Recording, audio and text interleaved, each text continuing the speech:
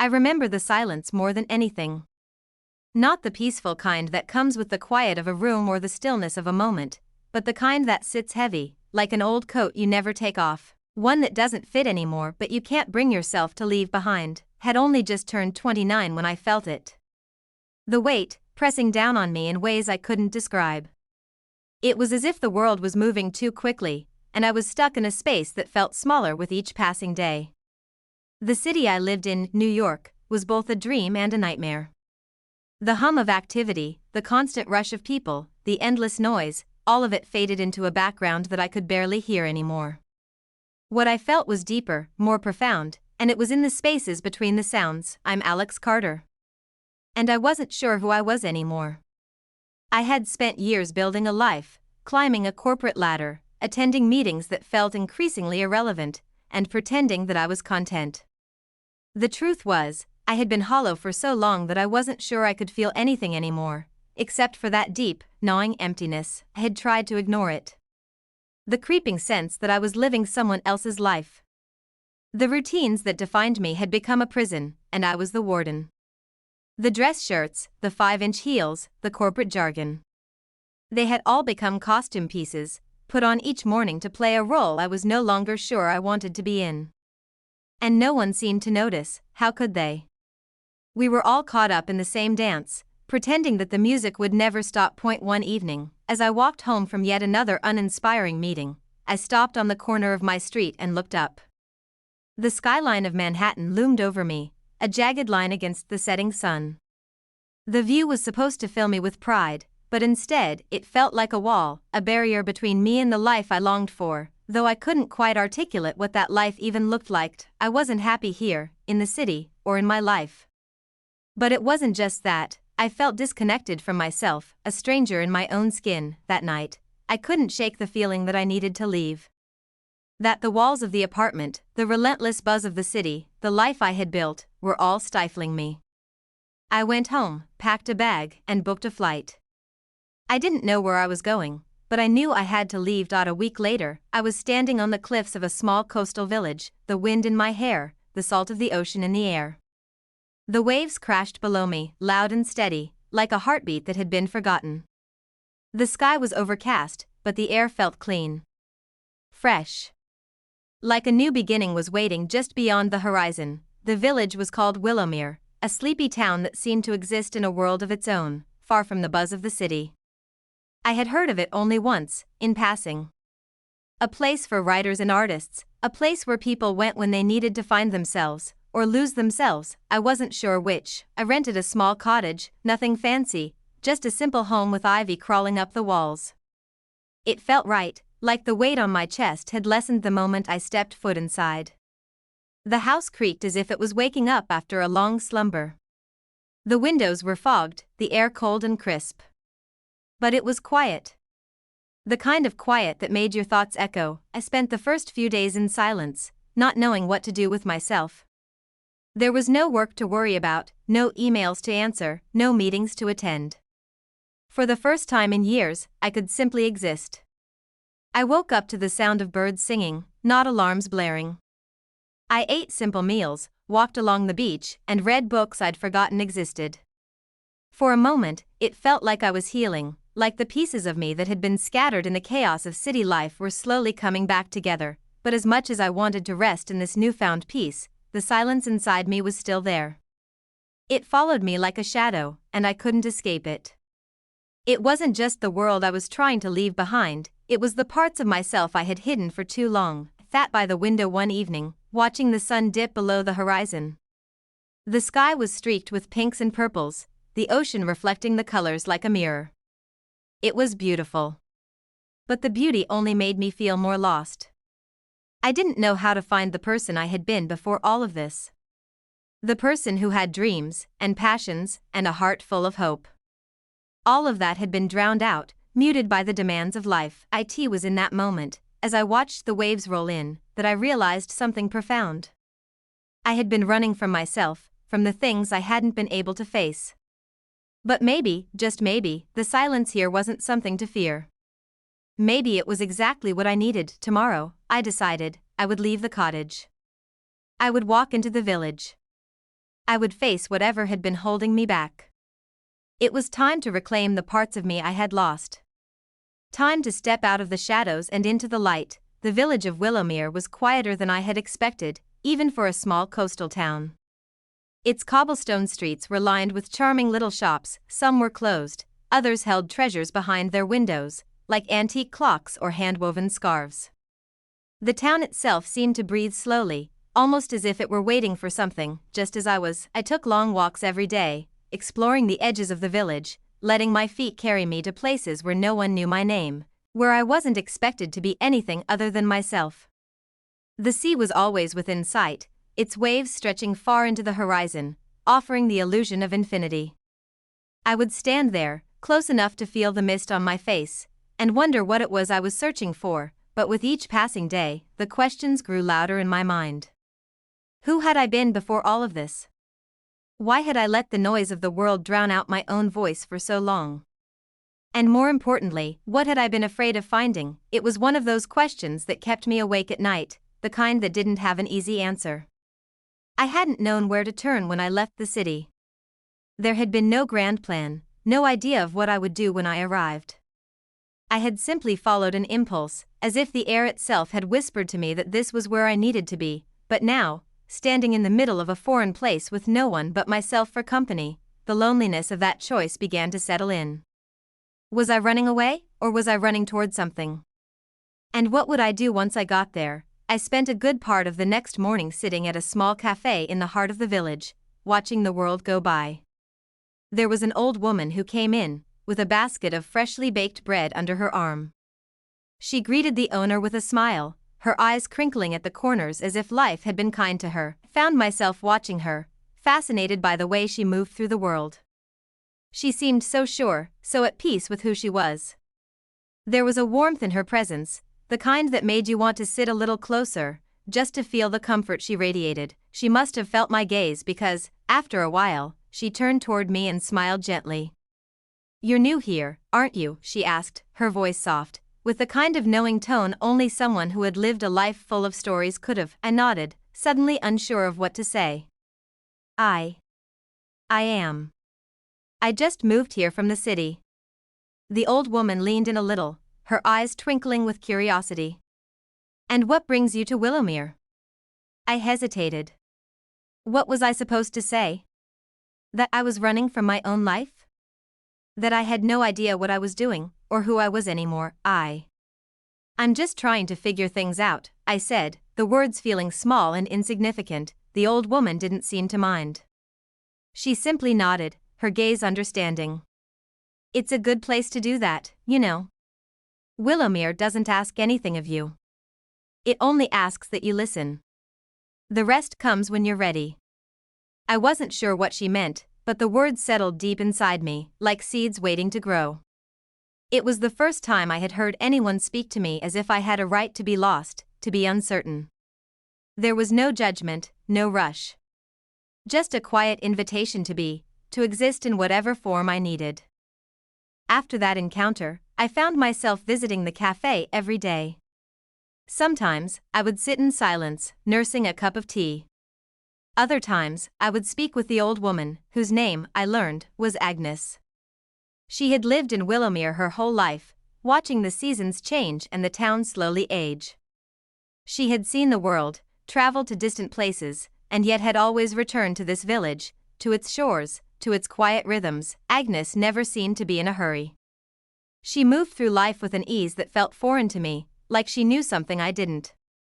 She spoke often of the sea, of the stories it carried with the tide, of the way it whispered its secrets to those who were patient enough to listen. One afternoon, after a long walk along the shore, I sat on a bench overlooking the water. I closed my eyes, letting the wind pull through my hair, and for the first time in ages, I felt something stir within me, something deep and untapped. It was as if the silence of Willowmere had begun to fill the empty spaces inside of me, stitching together the pieces I had forgotten how to hold. Wasn't sure if I had found myself yet, or if I ever would. But I had stopped running from the questions.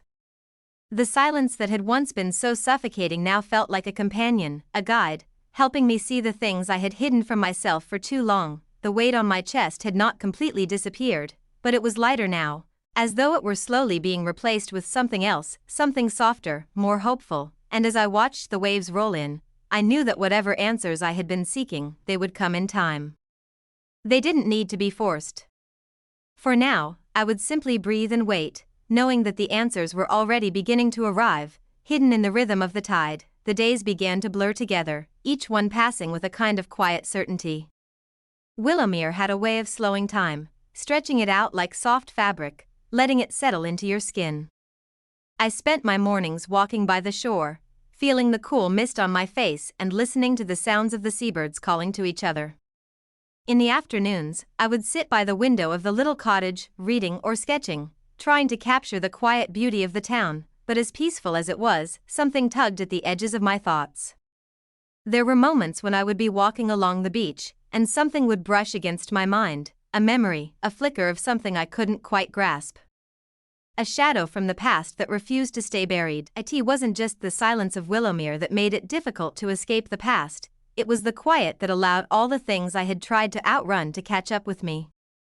The things I had buried beneath my busy life in the city, the relationships I had neglected, the choices I had made, the promises I had broken.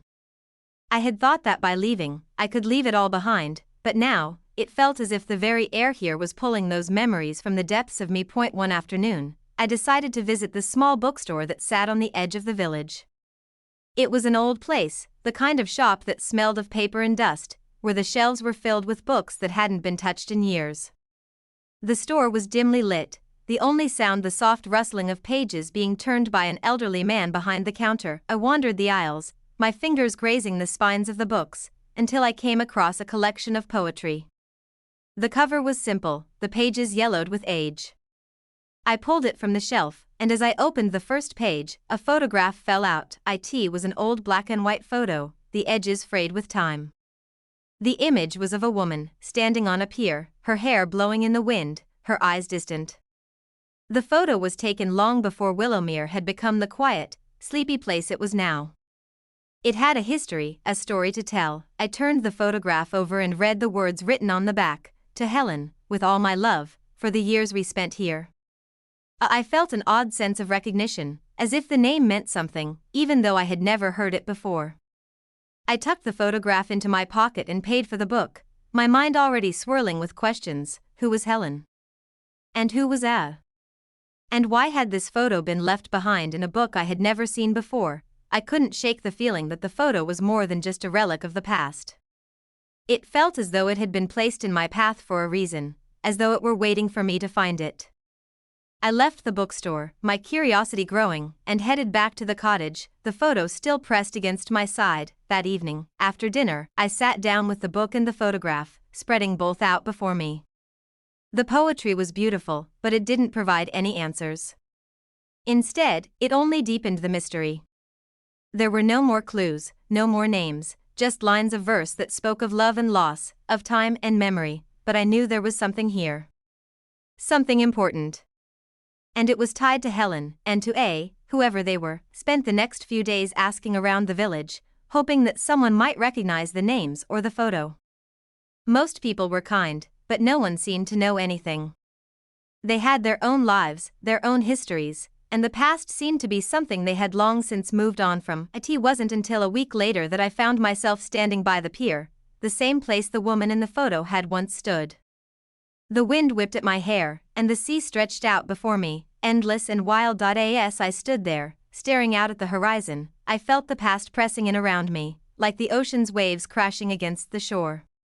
It was as if the sea had been holding on to these stories, waiting for me to hear them, and then, just as I was about to leave, I noticed something. A small plaque, barely visible in the fading light, attached to the base of an old lighthouse that stood at the far end of the pier. The letters were weathered, almost illegible, but I could just make out the name, Helen Avery, 1934. I was taken aback. This was no coincidence. The woman in the photo was named Helen Avery, and she had a connection to this place, a connection that seemed to go far beyond the years. Didn't know what it all meant yet, but I knew I had to find out more.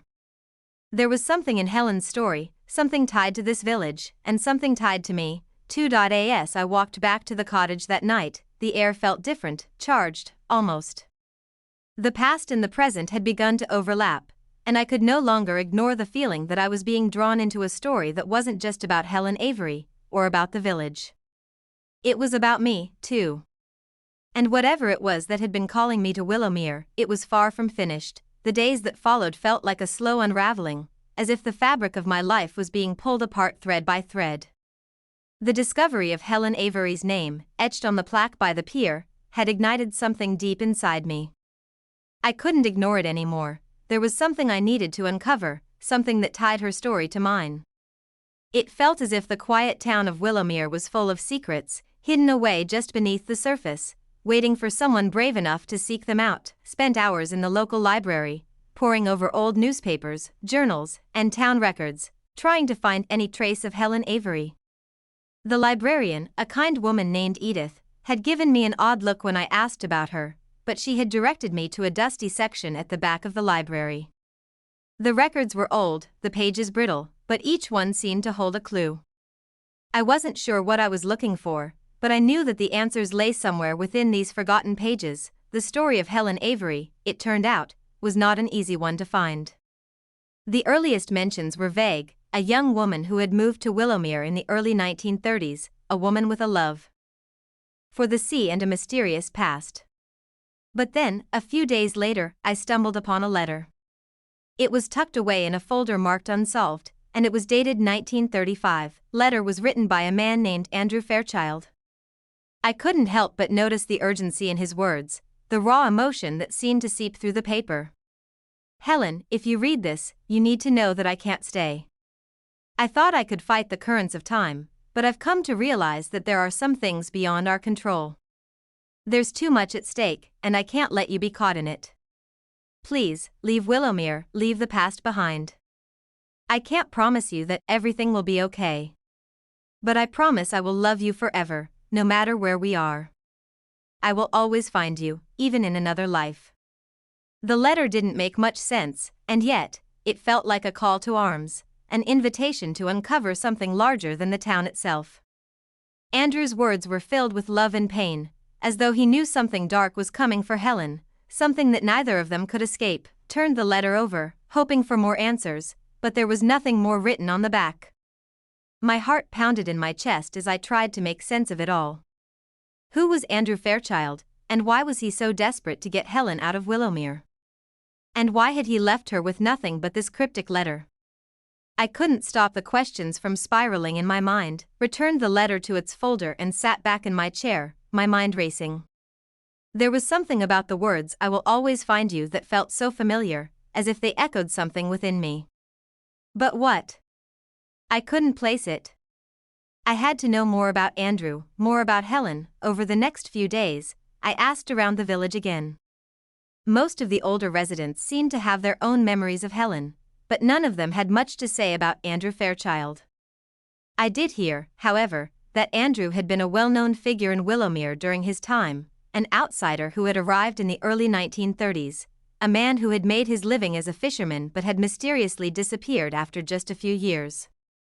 Rumors had swirled about his involvement in something larger, something hidden, but no one could confirm the details. It wasn't until one evening, as the sun dipped below the horizon, that I found another piece to the puzzle. I had taken my usual walk along the pier, where I had first found the plaque with Helen's name. As I walked, my mind drifted back to Andrew's letter and the sense of urgency that had filled it. I had to go back to the lighthouse. Something there felt unfinished, something I had missed before. When I arrived at the base of the lighthouse, I noticed something new. There, partially obscured by ivy, was a small door. It hadn't been visible during my previous visits, but now, it seemed almost as if it had been waiting for me to find it. My heart raced as I approached the door, and for a moment, I hesitated. Should I open it? Should I go further? The air around me seemed to hold its breath, as if the world itself was watching. I gripped the handle, and with a creak, the door swung open. Inside, the lighthouse was dark and damp, the only light coming from the sliver of moonlight that slipped through the cracks in the walls. My footsteps echoed as I made my way up the narrow staircase, each step creaking under my weight. At the top, I found a small room, sparsely furnished, just a wooden table and a few chairs.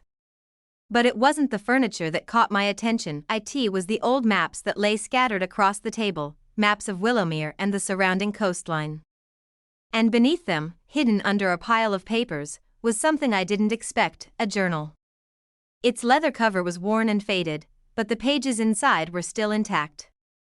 I opened it carefully, my fingers trembling with anticipation. The first few pages were filled with dates and names, many of them unfamiliar, but then I reached a passage that made my heart stop. "The sea is calling again." Andrew warned me that it would. I don't know what he meant, but I can feel it in my bones. The past has come back, and with it, the shadows that once haunted us. I can't stay here any longer. I have to leave Willowmere, but where can I go? If I run, will it follow me? Will it follow us both? The handwriting was unmistakably Helen's.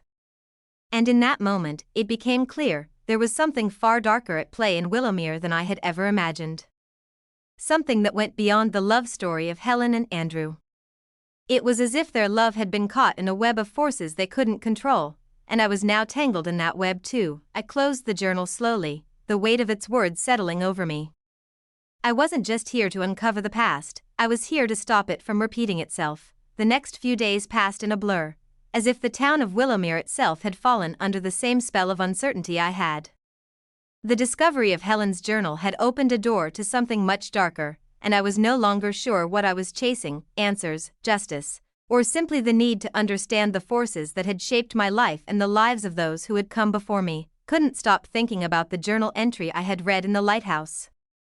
Helen's words had shaken me, not because of what they said, but because of what they hinted at. She had spoken of shadows, and those shadows were far from being a metaphor. I could feel them lurking around the edges of Willowmere, in the ancient trees lining the streets, in the waves that crashed against the rocks at night, in the creaking of the old houses. Whatever had happened between Helen and Andrew, it wasn't just a love story. It was a warning. I spent that afternoon walking the cliffs again, the wind biting against my face, the sky a strange shade of gray. The sea roared below, its waves crashing with relentless force, as if trying to cleanse the land of some hidden secret. My mind was reeling, but the closer I got to the edge of the cliffs, the more I felt the weight of everything I had uncovered. The journal, the photo, the plaque, all of it was pulling me into a past that I couldn't ignore. What had happened to Helen and Andrew? Why had they been forced to leave Willowmere? And why did I feel so connected to their story, as though my own fate had somehow been intertwined with theirs? As I reached the edge of the cliffs, I noticed something strange, something I hadn't seen before. There, etched into the stone, was another name. The letters were faint, worn by time, but there was no mistaking it. Andrew Fairchild, 1934. I crouched down, tracing the letters with my fingers, my heart pounding in my chest. This was no coincidence.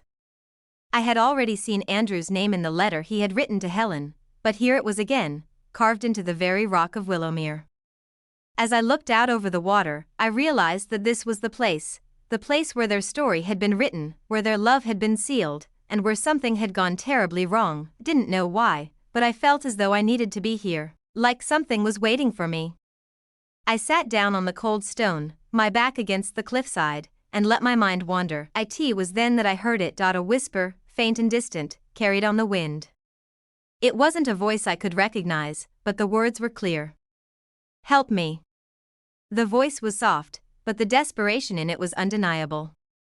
I froze, my blood running cold as I looked around, half expecting to see someone standing behind me.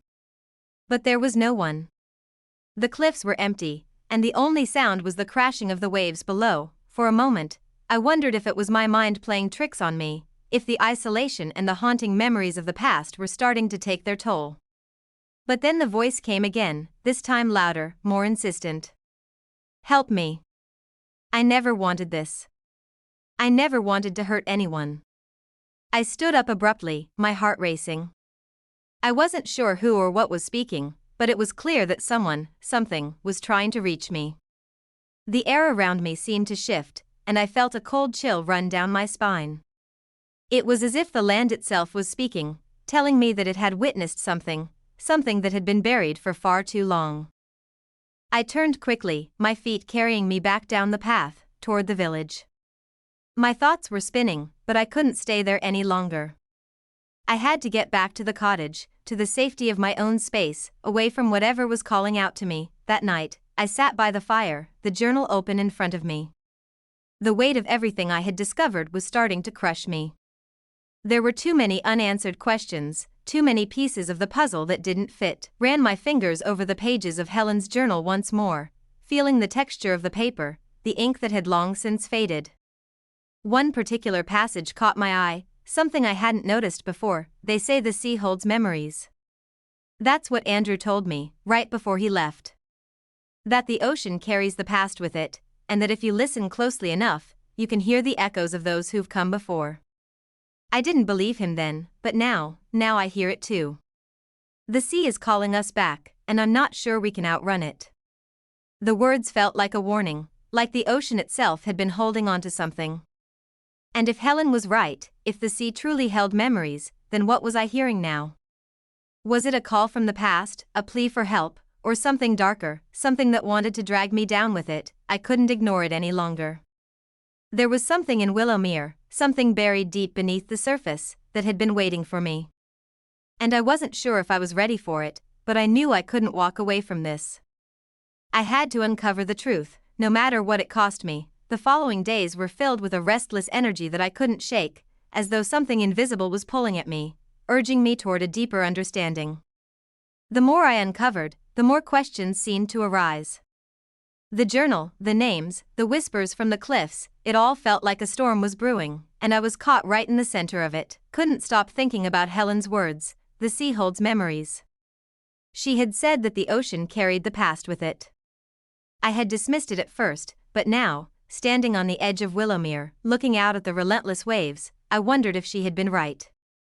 The sea seemed to hold a power far greater than I could understand, a force that carried with it secrets and stories too heavy for the land to bear. Spent a lot of time by the shore in the days that followed, walking along the beach and watching the water crash against the rocks.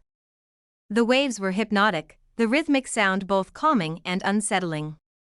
There was something about the sea that pulled at me, something familiar, but distant. It was as if the ocean was calling to me, its whispers carried on the wind, just out of reach. One evening, as I stood at the water's edge, I caught sight of something glinting in the sand. My heart skipped a beat as I knelt down to examine it. It was a piece of broken glass, smooth and weathered by time. At first, I thought it was just a random fragment, a relic of some forgotten bottle or jar, but as I turned it over in my hand, I realized it was something more. The glass was shaped like a small pendant, a delicate piece that had once been part of something beautiful. I ran my fingers over the edges, feeling the smoothness of the surface, and a strange chill ran down my spine. The glass seemed to resonate with something deep inside me, as though it was calling out to me, just like the sea. I held the pendant up to the fading light of the evening, and for a brief moment, I saw something. A flash of memory, of someone I couldn't place. Their face was obscured, their features blurred, but I could feel their presence. It was a fleeting vision, barely a whisper, but it was enough to send a shiver through me. I stood there, frozen, staring at the pendant as the waves lapped at my feet. The vision faded as quickly as it had appeared, but the sense of recognition lingered. The pendant felt important, like it held the key to something I had been searching for, but what? I placed the pendant in my pocket and made my way back to the cottage, my mind racing. It was only then that I realized, this wasn't the first time I had felt this way. The sense of familiarity, the pull toward the past, it had been there ever since I arrived in Willowmere. Something about this place, about the sea, was calling to me, drawing me closer to a truth I wasn't sure I was ready to uncover. The next day, I returned to the lighthouse, the place that had become the center of my search. There, in the quiet stillness of the tower, I examined the pendant again, trying to make sense of its significance. As I held it up to the light, I noticed something I hadn't seen before, a small engraving on the inside of the glass, barely visible. For always. It was the same message as the one in the letter Andrew had written to Helen. I stared at the words, a sense of understanding slowly dawning on me. The pendant had belonged to Helen, or at least, it had been part of her life. It was another piece of the puzzle, another clue that tied me to this story, to this place. Spent the next few hours searching the lighthouse again, going over every inch of the small room, hoping to find more answers. But it wasn't until I stumbled upon a hidden compartment beneath the floorboards that I uncovered something truly startling. The compartment was small, just large enough to hold a single item. Inside, wrapped in a piece of cloth, was an old, weathered box. The box was carved with intricate patterns, the kind of craftsmanship that could only have come from another time. I opened it slowly, my heart pounding in my chest. Inside was a collection of letters between Helen and Andrew, letters that had never been sent. The first one I read was dated 1933, a year before Andrew's mysterious disappearance. My dearest Andrew, I don't know what to do anymore. The ocean calls to me in ways I cannot explain, and I fear that I will lose myself to it. I've tried to run, tried to leave this place, but it pulls me back. You were right about the sea, it holds the past, and it is holding mine now, dragging me under. I don't know if I can escape it. All my love, Helen. The words were desperate, filled with a fear that seemed to echo across the years. As I read the letter, I felt a deep sorrow, as though I could hear Helen's voice in the back of my mind, speaking the words out loud. But there was something else there too, something in her words that resonated with me. The ocean holds the past. What had happened to Helen and Andrew? Why had they been torn apart by this place, by the ocean? And what was it that had called me here, to Willowmere, to this very moment? I didn't have all the answers yet, but the more I uncovered, the more I realized that the story was far from over. The sea was holding its secrets, and I was just beginning to understand how deep those secrets went. I could feel it now, the pull of the ocean like a force that couldn't be ignored. It was as if everything in Willowmere, the sea, the cliffs, the air itself, was alive with whispers. The past, I had come to understand, wasn't just something to be uncovered, it was something that needed to be confronted. Every clue I had found, from the letters to the pendant, led me closer to the heart of a mystery that spanned generations. And I couldn't stop now. The letters had been a window into Helen and Andrew's lives, a glimpse of a love that had been torn apart by forces beyond their control. But what had they known that I didn't? Why had the ocean called to them so relentlessly? And why, after all these years, had it called to me? I spent the following days walking the village with a renewed sense of urgency. The more I uncovered, the more I realized that there were pieces of this story scattered throughout Willowmere, hidden in plain sight. People, too, had been carrying this weight for years, afraid to speak of it, yet bound by it. The villagers, so quiet and reserved, seemed to know more than they let on. One afternoon, as I sat in the village square, I saw an elderly man sitting alone at the cafe, his hands folded in his lap. He was the type of person who blended into the background, unnoticed by most. But something about him caught my attention, his weathered face, his distant gaze.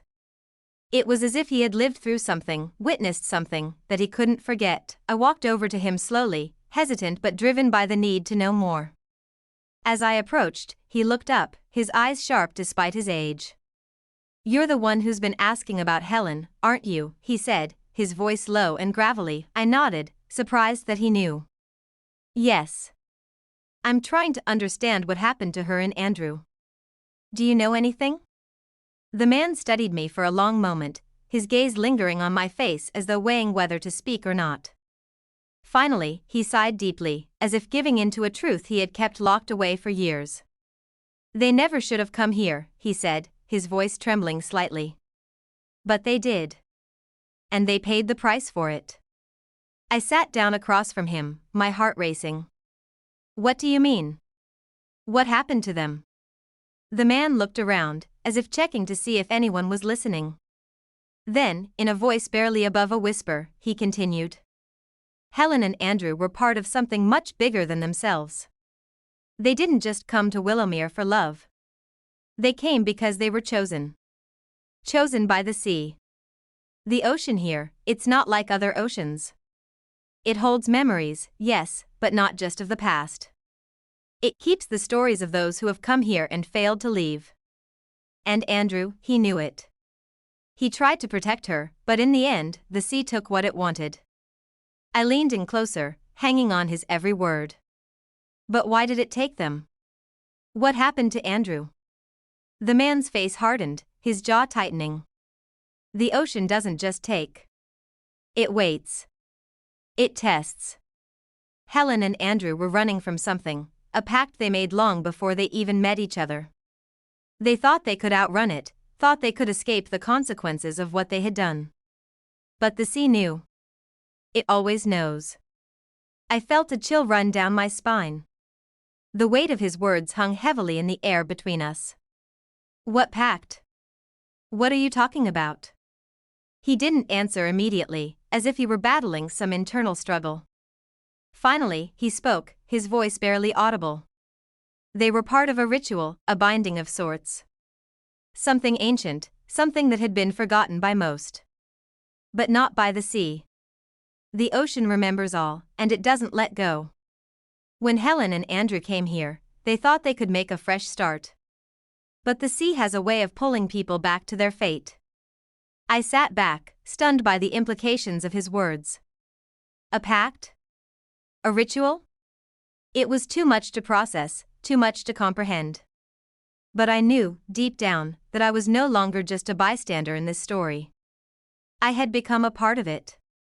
The sea had called me, and now it was pulling me into its depths, whether I was ready or not. As I left the cafe, my mind was spinning. The pieces were finally coming together, but they didn't make the picture any clearer. If Helen and Andrew had been part of something bigger, something tied to the sea, then what was my role in all of this? Why had the ocean chosen me? The next day, I went back to the cliffs, to the place where I had first found the name etched into the stone.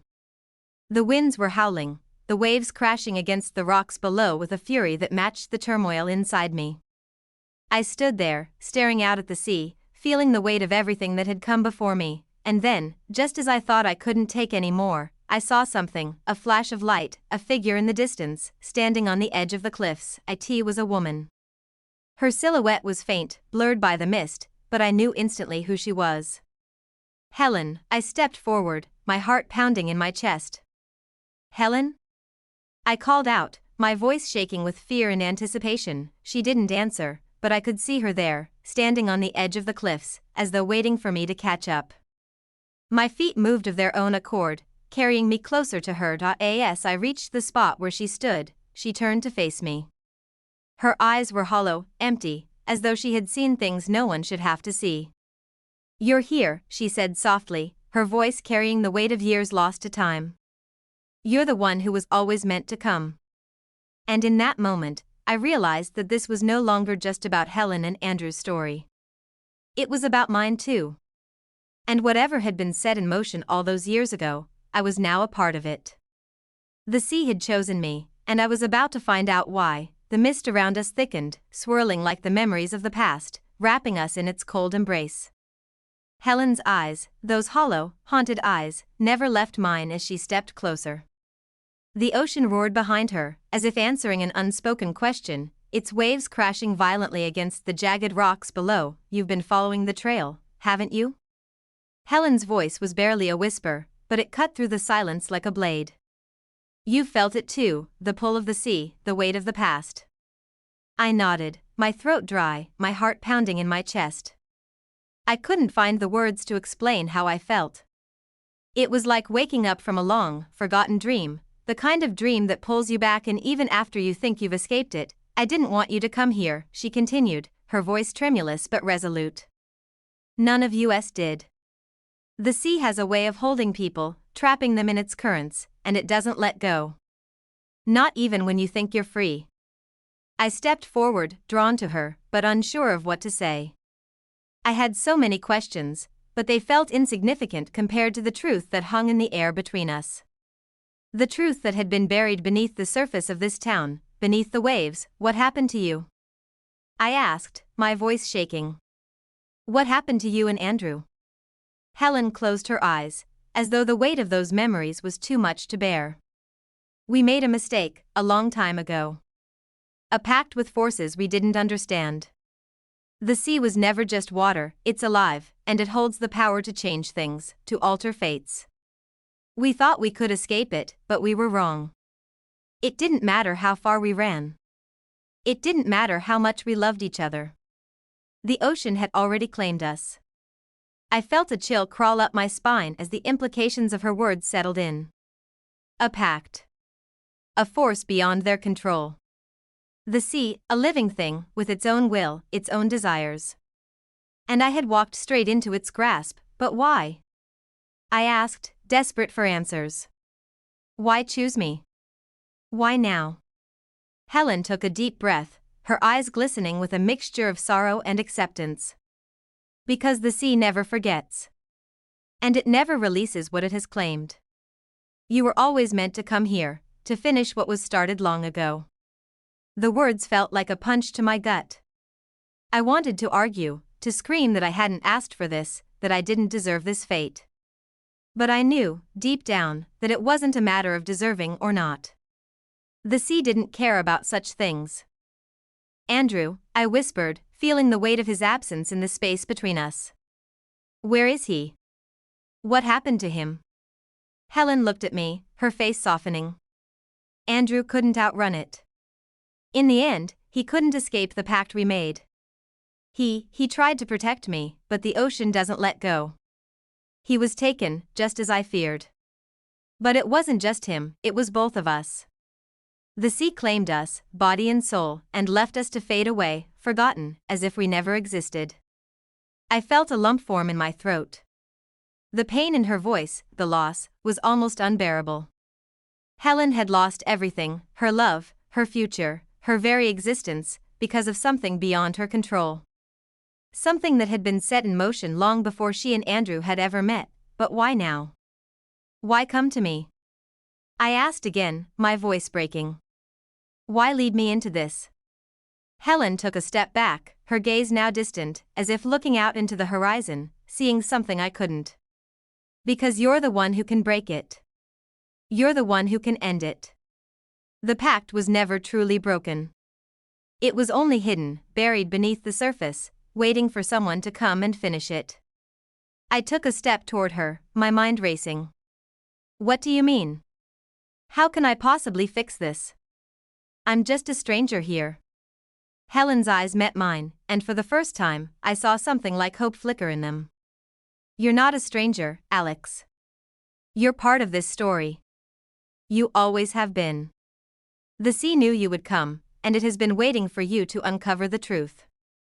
I felt the ground shift beneath my feet as her words sank in. The truth. The truth I had been seeking, the truth I had been running from, had always been here. It had always been tied to me, even before I had come to Willowmere. I don't understand, I said, feeling the overwhelming weight of it all. What do I need to do? How do I stop this? Helen's voice was soft, almost pleading. The sea is alive. It feeds on memories, on regrets, on the things that people can't let go of. You have to let go, Alex. You have to forgive yourself, and you have to forgive us. Only then will the sea release its grip on this place. Only then will it stop feeding on the past. I felt a wave of emotion crash over me. Let go. Forgive. The words felt foreign, almost impossible to grasp. How could I forgive something so monstrous, something that had trapped me in this web of fate? How could I forgive the sea itself? But as I stood there, looking at Helen, I realized something. I wasn't just fighting for myself. I was fighting for her, for Andrew, for everyone who had been caught in the web of the sea's power. I had to break the cycle, not just for me, but for all of them. The wind howled around us, the waves crashing against the rocks below, but I stood firm. I wasn't going to let this place claim me. I wasn't going to let it take any more lives, any more memories. I had to end it. I'll do it, I said, my voice steady now. I'll let go. I'll forgive. And I'll make sure the sea never claims anyone else again.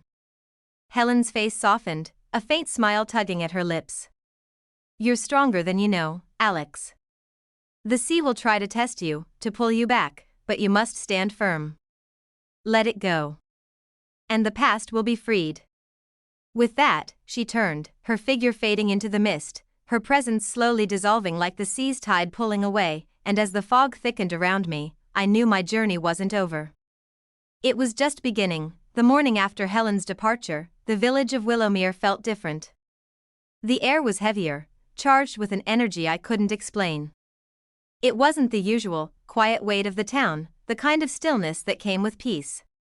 No, this felt like the calm before a storm, the kind where you could sense that everything was about to change. I stood by the window of my cottage, staring out at the horizon where the sea met the sky. The mist had rolled in thick that morning, shrouding the town in a blanket of white, making everything feel distant, unreal. The ocean that had once felt like an ally, a force I could watch and observe from a safe distance, now felt like an adversary. A living, breathing entity that had claimed far too much, but I had made my decision. I had to break the pact. I had to free the souls trapped by the sea and, in doing so, free myself from the grip it had on me. There was no turning back now. I walked down to the pier again, the mist swirling around my feet as I made my way toward the place where Helen had stood, where I had seen her one last time. Every step I took felt like I was walking into the heart of a storm, as though the sea itself was watching, waiting for me to make my move. The air smelled of salt and seaweed, the familiar scent now carrying a heaviness to it, like it was laden with secrets, with regrets. I could feel the weight of those memories pressing down on me as I stood at the edge of the pier, staring out at the churning water below. The sea was vast, endless, and in its depths lay stories of those who had come here, seeking something, only to be lost. I closed my eyes, taking a deep breath, allowing the sound of the waves to wash over me.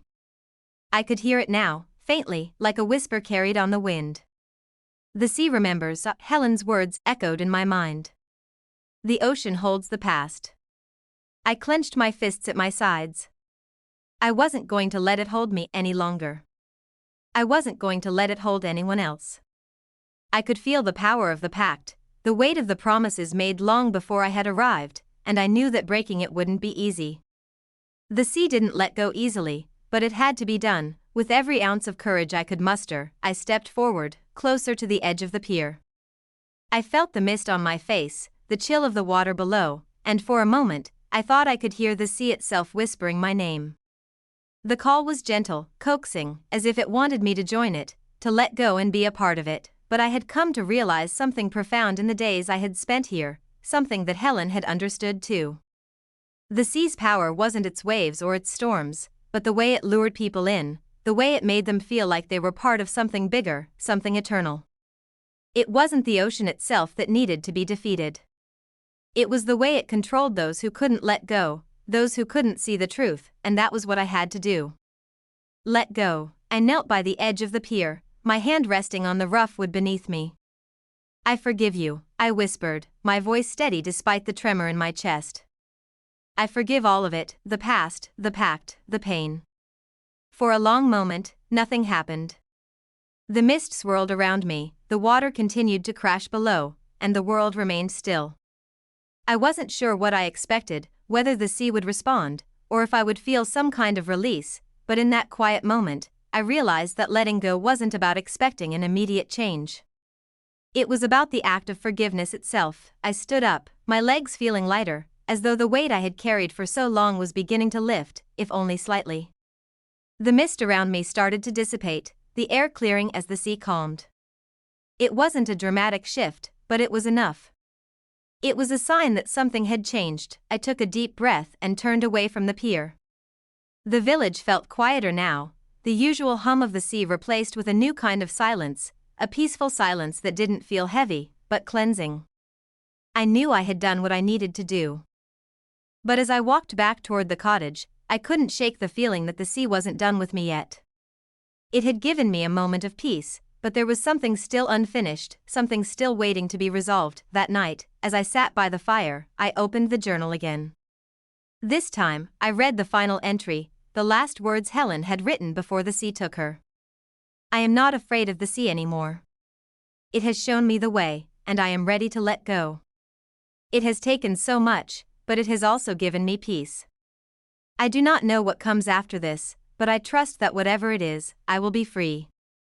I closed the journal slowly, my heart heavy with both sorrow and relief. Helen had found peace, even if it had come too late for her. And now, it was my turn. My journey wasn't over, but for the first time since arriving in Willowmere, I felt like I was finally on the path toward my own freedom. The morning after the calm settled over Willowmere, I woke to a world that felt different. The mist had lifted, the sea now calm and tranquil, as if the storm that had raged for so long had finally passed. The weight that had once pressed against my chest was gone, replaced with something lighter, something that made the world feel just a little bit brighter. Stood at the window of my cottage, gazing out at the now clear horizon. The waves were gentle, rhythmic, the way they had been when I first arrived. But today, they didn't feel threatening. Today, they felt like the sound of a peaceful lullaby, a song that promised healing, not destruction. It was strange how something so simple, so natural, could carry such power. The sea had held its grip on this town, on Helen, on Andrew, and on me for so long. But now, it had let go. The cycle had been broken. The past had been forgiven, had spent so much time searching for answers, so much time trying to uncover the truth of this place. But in the end, the answer had always been simple: letting go.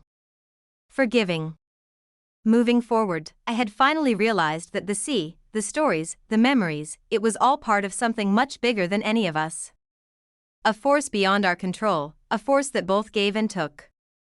But the most important thing was to accept it, to forgive it, and to let it be, and in that acceptance, I found my own peace. That morning, I took a walk down to the pier, the place where everything had started. The wood beneath my feet creaked in the familiar way, and the air smelled of salt and freshness. I had walked this path so many times, each step burdened with questions, with the weight of the past. But today, as I stood there at the edge, looking out at the calm water, I felt none of that. The sea had nothing left to claim from me. I closed my eyes and took a deep breath, the cool air filling my lungs. For the first time in a long time, I felt connected to the world around me, not in the frantic, desperate way I had before, but in a calm, steady way. I wasn't running from anything anymore. I wasn't chasing the past, I was simply existing. And that was enough. Behind me, I could hear the soft footsteps of someone approaching. I turned to see Agnes, the old woman from the cafe, walking toward me with her familiar smile. Her presence, like always, felt warm, like the town itself had wrapped its arms around me. "You're standing in the same place, aren't you?" she said, her voice soft and knowing. I smiled at her, nodding. "I am." She tilted her head slightly, her eyes crinkling with the wisdom of someone who had seen the world change many times over. "You've learned it, haven't you?" she asked. "What you needed to know." I didn't answer right away. I just stood there, looking out at the sea, feeling its rhythm in my bones. The answer wasn't something that could be put into words, but I knew it.